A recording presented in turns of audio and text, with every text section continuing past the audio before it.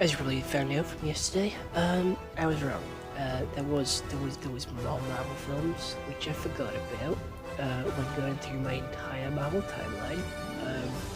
I missed out Venom, the second one, not that it counted.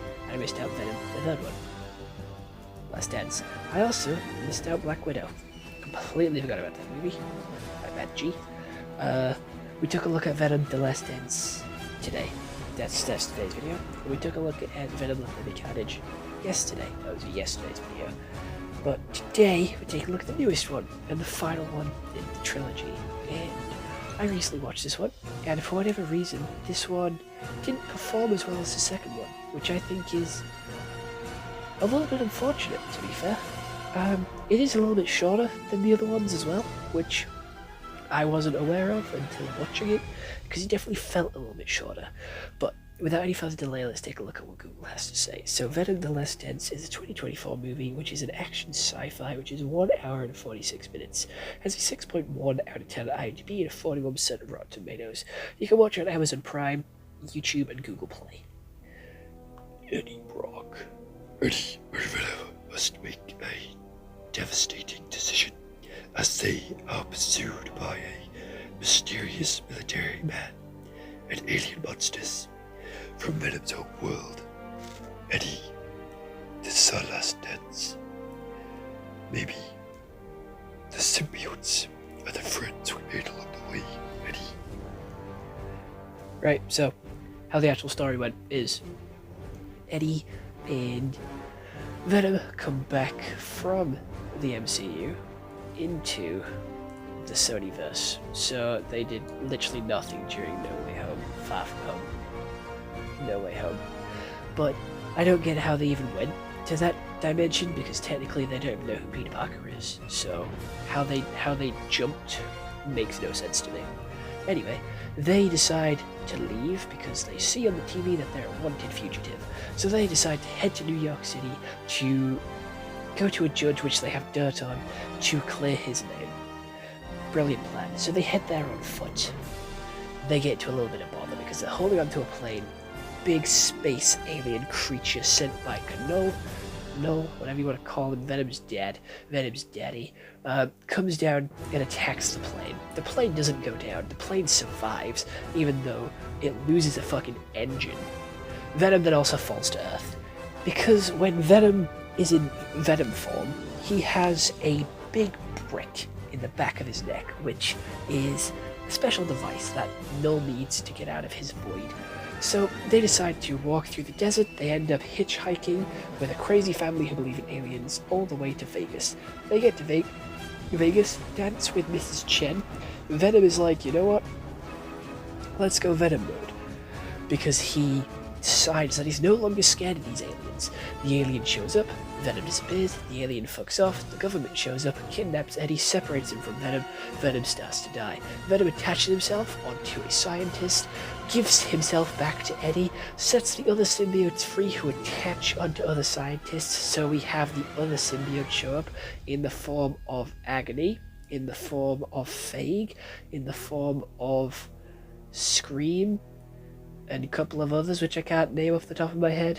Fag, Agony, Wrath, and a couple of others.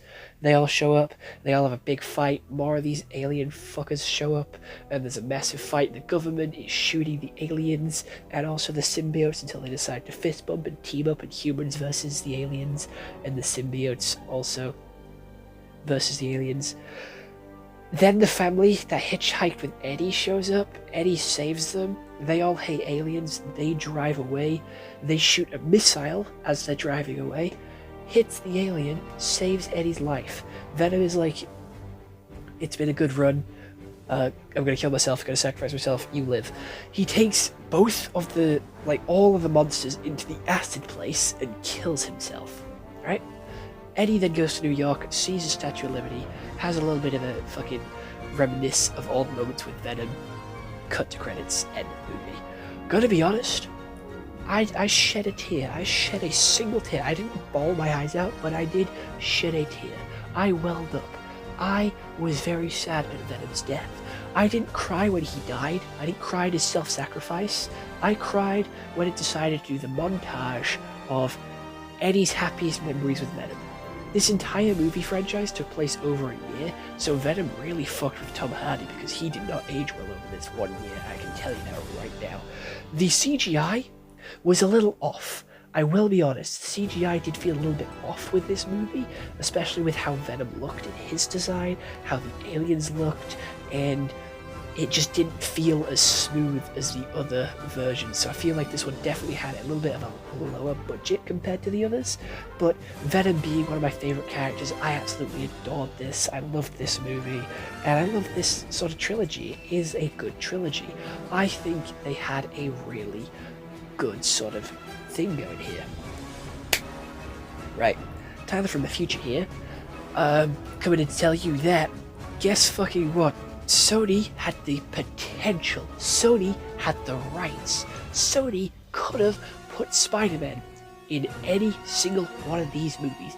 They were not in a contractual agreement with Disney that said they couldn't use Spider-Man. So they could have put Spider-Man in Venom 1. They could have put Spider-Man in Venom 2. They could have put Spider-Man in Venom 3. They could have put Spider-Man in Morbius. They could have put Spider-Man in Madam Web. They could have put Spider-Man in Kraven.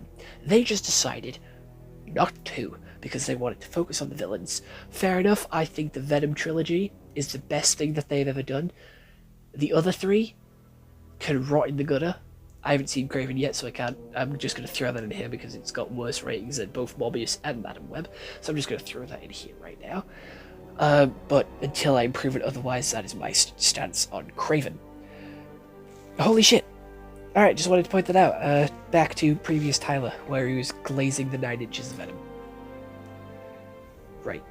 Venom is one of my favorite Marvel characters. I absolutely love him. He is so cool, such an interesting character, and his self-sacrifice was brilliant. I loved it.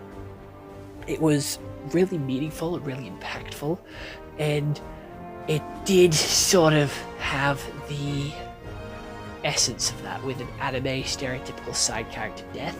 We had Venom talking about his hopes and his dreams. We had Venom talking about his past. We had Venom getting really close and buddy-buddy with Tom Hardy. It just had the right ingredients to show that Venom was going to die. He kept saying how much he wanted to see the Statue of Liberty. He kept saying how much he wanted to do this. He kept saying how much he appreciated Eddie. There was hints throughout the entirety of this movie that he was going to die. However, I can bring him back from the dead because in that facility, in that Area 52, there is a smidge of Venom because the government kidnapped a piece of Venom in that little bit of a jar, right? On that guy's bar, they have a tiny little vial of Venom. That little bit of Venom that was left with that penny, he can come back. Venom can come back. Venom can come back if he wants to, alright? Venom is there. Venom has the potential to return. And apparently this isn't the end of Null's story, yet Kraven is the last version of the Sonyverse, okay? So I don't have a fucking clue when Null is coming back into this, I'm gonna be completely honest. Everyone was so hyped for Null to come into this movie.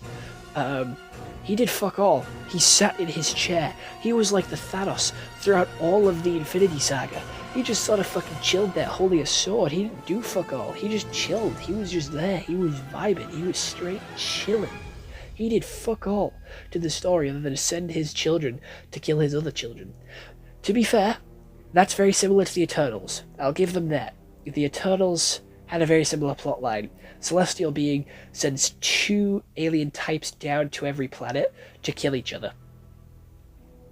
Yeah, that's very Eternals, not gonna lie. I do believe this movie did it better, though. This movie did it better because it looked fucking cool. Seeing the Venom symbiotes fight the other aliens was cool as shit. The end battle was cool as shit.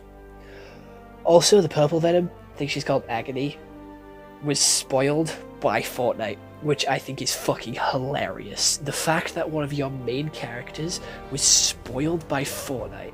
That skin came to the item shop before the movie came out. That shit is insane. Having your character spoiled by Fortnite leakers is fucking incredible. It is incredible. What a world we live in where Fortnite is spoiling these movies. What a world. What a world. I absolutely love it. I bought the skin, by the way. I'm the character challenge on the skin. I'm saving it for Halloween. But I have that skin. I own the skin. So, just putting that out there now. Other than that, I don't really have much else to say on this movie.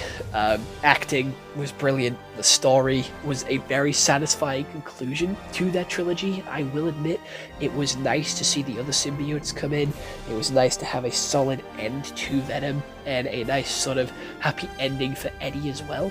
It felt very nicely wrapped up and it had a very nice bow.